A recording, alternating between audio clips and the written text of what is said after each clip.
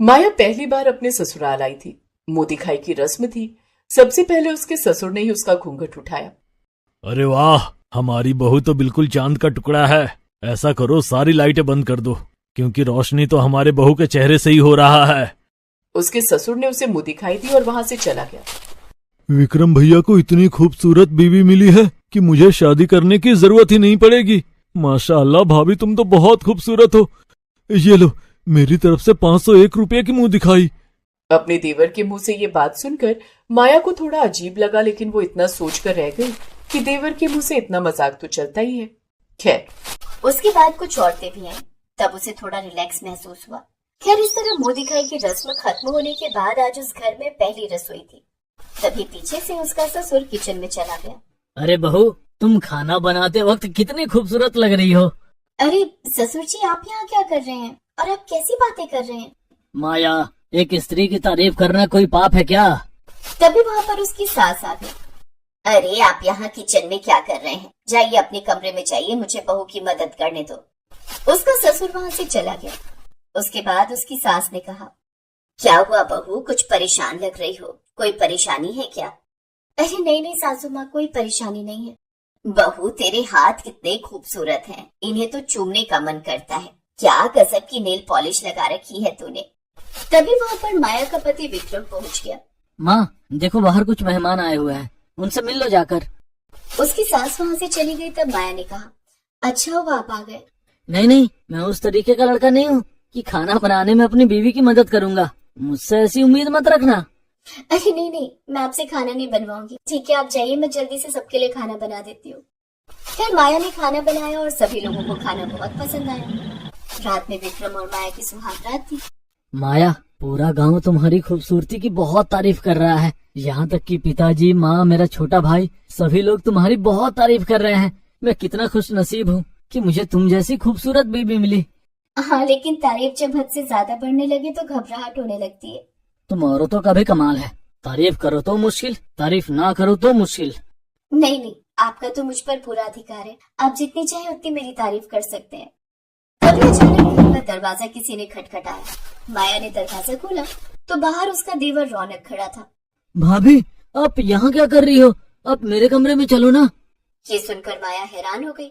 रौनक तो पागल हो गया है क्या? मैं तेरे कमरे में क्यों चलूं? भैया, भाभी को समझाओ ना, मेरे कमरे में चलने में उन्हें पता नहीं कौन सी प्रॉब्लम है।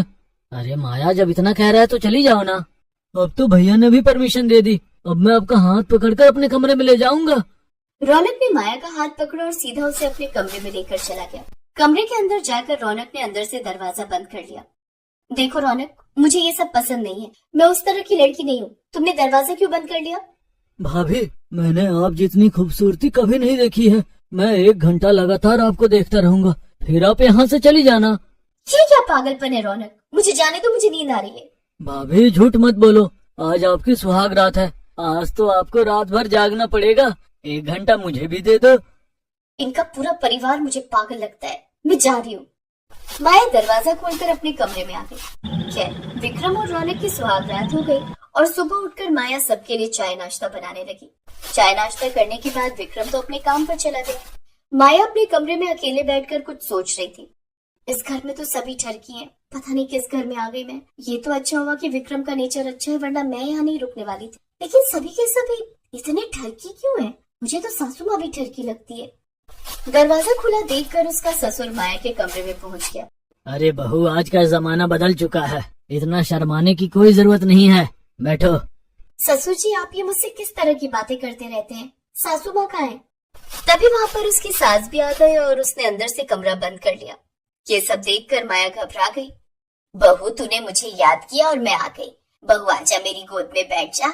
तू मेरे लिए एक बच्ची है, मैं बच्ची जैसे तुझे प्यार करना चाहती हूँ। सासू माँ, मैं आपकी बेटी की उम्र की हूँ, लेकिन इतनी भी छोटी नहीं हूँ कि आपकी गोद में बैठ जाऊँ। मैं जा रही हूँ कपड़े धोने। बहू, तेरी गोद में नहीं बैठेगी। बहू, तू मेरी गोद में बैठ जा, तू तो मेरी बच्ची जैसी है ना। इस घर को आखिर हो क्या गया है? सारे के सारे लोग बच्ची बोलकर मेरे साथ ठरकपन कर रहे हैं, लेकिन ये सब हो क्यों रहा है? मुझे अभी यहाँ से जाना होगा, वरना पता नहीं ये लोग मेरे साथ क्या करेंगे। खैर, माया तुरंत उठी और कमरे से बाहर चली गई। तभी अचानक उसके सास और ससुर एक दूसरे को घूर कर देखने लगे। अचानक उसकी सास की आंखें लाल हो गई और ससुर की आंखें हरी। दोनों का चेहरा बहुत ही खौफनाक लग रहा था। खैर, रात में जब विक्रम आया तब माया ने सारी शिकायत उससे कर दी। विक्रम, मैंने जो भी तुम्हें बताया वो बिल्कुल सच है। मुझे ऐसा कहते हुए अच्छा तो नहीं लग रहा, लेकिन फिर भी मैं कहूंगी कि तुम्हारे परिवार में सब के सब ठरकी हैं। माया, ये तुम क्या कह रही हो? सब लोग तुम्हें इतना प्यार करते हैं और तुम्हें वो चीज ठरकपन लगती है? अरे, बहू से प्यार करने की एक मर्यादा होती है। तभी अचानक विक्रम की आंखें बिल्कुल लाल हो गई और घर की लाइटें पूरी तरह से बंद हो गई। विक्रम, ये क्या हो गया? तुम्हारी आंखें इतनी लाल कैसे हो गई?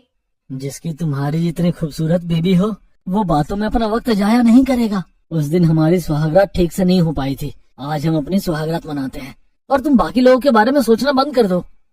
खैर, ये सब अब उस घर का रोज का काम हो गया था। मैं इस बारे में अपने मायके वालों को भी नहीं बता सकती, वरना उन्हें बहुत बुरा लगेगा। बड़ी मुश्किल से उन्होंने मेरी शादी की है, लेकिन मेरे ससुराल वाले इतने अजीब गरीब हरकतें करते क्यों हैं? ऐसे ही दिन बीतते गए। उन लोगों का ठरकपन बढ़ता ही जा रहा था, जिससे माया बहुत परेशान हो गई थी। फिर एक दिन जब माया अपने कमरे की सफाई कर रही थी, तब उसे अपनी अलमारी में एक बहुत पुरानी डायरी मिली। ये डायरी तो बहुत पुरानी लग रही है। ऐसा लग रहा है ये हजारों साल पुरानी है। इसे पढ़ने की कोशिश करती हूँ। माया ने पहले तो उस डायरी को साफ किया, फिर उसे पढ़ना शुरू किया, जिसमें लिखा था, मेरा नाम है बाबा लोलूदास अग्निहोत्री। जो भी इंसान ये डायरी पढ़ रहा होगा उसे मैं बता देना चाहता हूँ, ये डायरी मैंने लिखी है और अब मैं जिंदा नहीं हूँ। इस घर में हजारों साल पहले एक राजकुमार किसी गरीब लड़की को ब्याह कर ले आया था। दोनों की सुहागरात थी, लेकिन सुहागरात मनाते वक्त ही राजकुमारी के पिता ने सैनिकों से कहकर उन दोनों की हत्या करा दी। उनकी सुहागरात बीच में ही रुक गई। दोनों की आत्माएं वासना से भरी हुई थी और उनकी मौत हो गई। इसीलिए इस घर में हर इंसान के अंदर ठरकपन भरा हुआ है। जो भी इंसान नया नया इस घर में आएगा, करीब 2 साल बाद उसके अंदर ठरकपन सवार हो जाएगा। मेरी शादी को तो अभी सिर्फ 6 महीने हुए हैं। इसका मतलब 2 साल बाद मैं भी ठरकी हो जाऊंगी। खैर, आगे पढ़ती हूँ।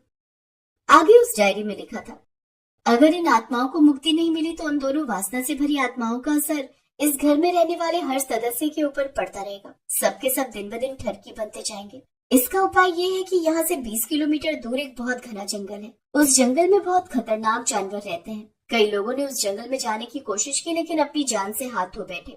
इसलिए ये घर अभी तक ठरकी है। उस जंगल के अंदर एक अघोरी पापा रहते हैं। उनको ये डायरी दे देना। उसके बाद वो अघोरी पापा इस घर में आकर हवन करेंगे, जिससे उन वासना से भरी आत्माओं को शांति मिल जाएगी। फिर इस घर में रहने वाले सभी सदस्यों के अंदर से ठरकपन हमेशा के लिए खत्म हो जाएगा।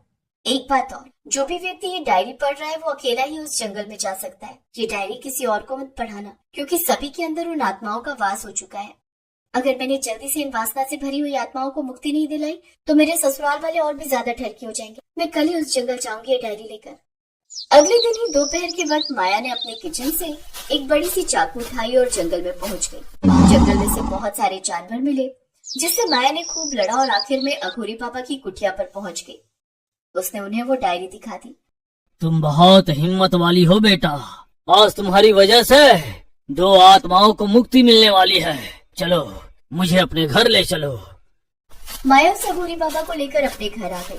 सारे लोग बाबा को देखकर हैरान हो गए और सबकी आंखें गुस्से से लाल हो गईं, क्योंकि वो आत्माएं सभी के अंदर विराजमान थी। बाबा के हवन करने के बाद दोनों आत्माएं उस घर से निकल गईं। उसके बाद सभी लोग माया की इज्जत एक बहू की तरह ही करने लगे। सभी के अंदर का ठरकपन हमेशा हमेशा के लिए खत्म हो गया। निखिल और आयुषी अपनी कार से रात में कहीं जा रहे थे। निखिल कार ड्राइव कर रहा था, तभी अचानक आयुषी को सुसु लगा। निखिल, मुझे बहुत जोर की सुसु आई है। आयुषी, घर चलकर कर लेना।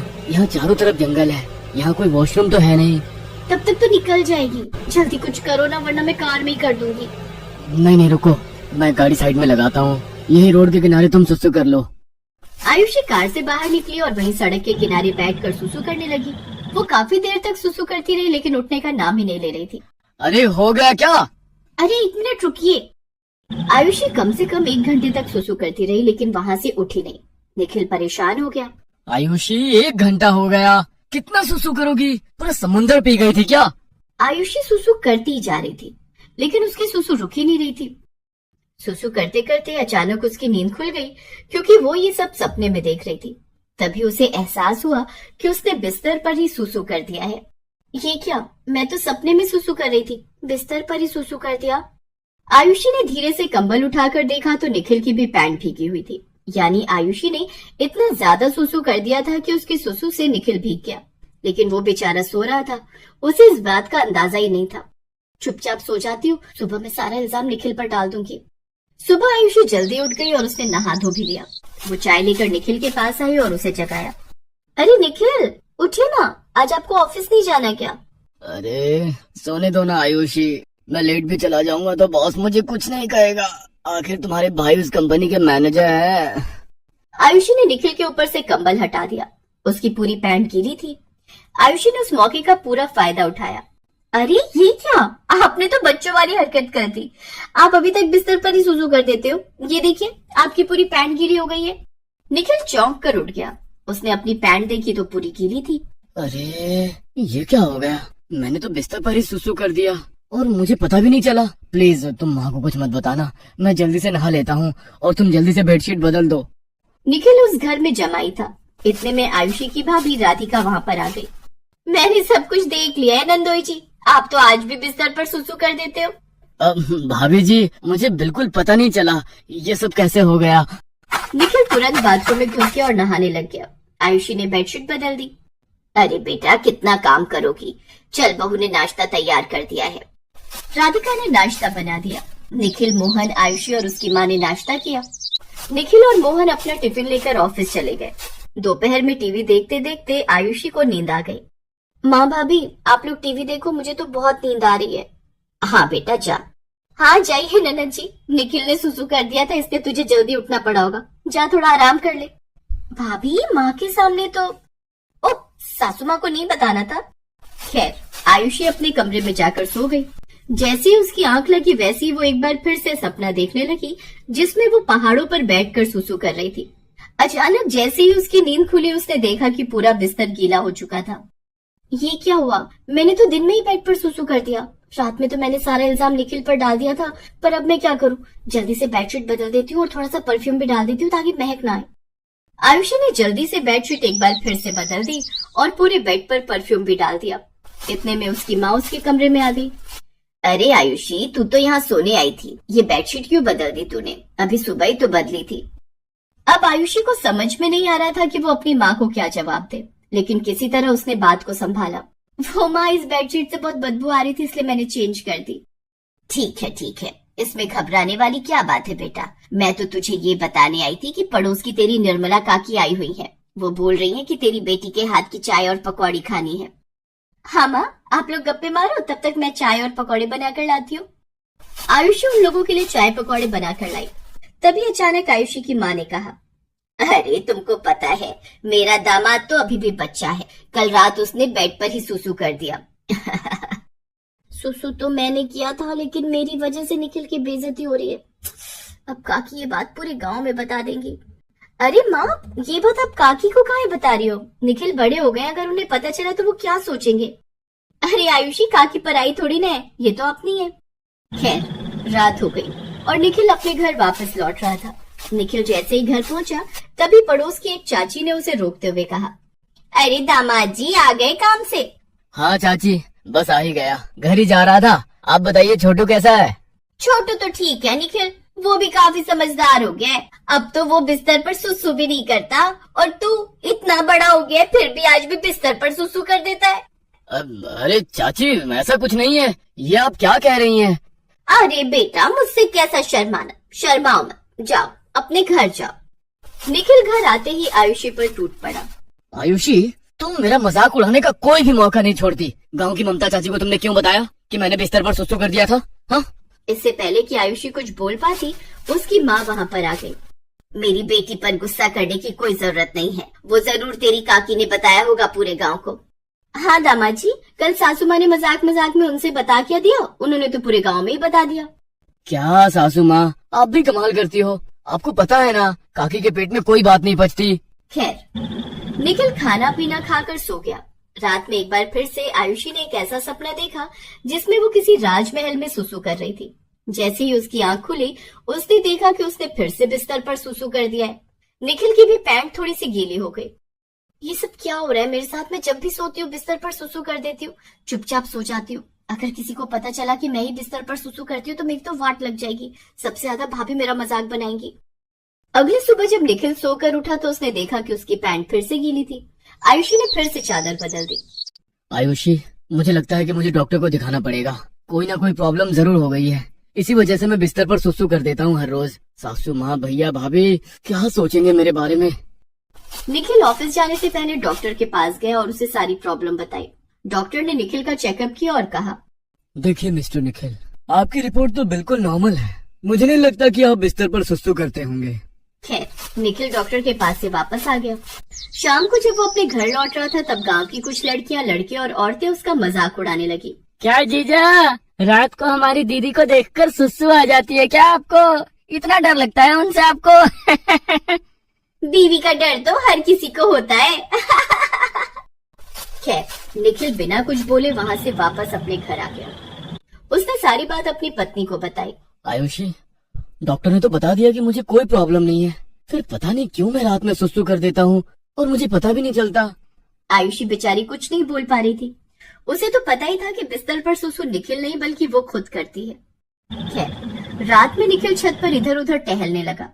कहीं ऐसा तो नहीं कि बिस्तर पर सुसु मैं नहीं बल्कि आयुषी करती है, लेकिन इस बात का पता कैसे चलेगा?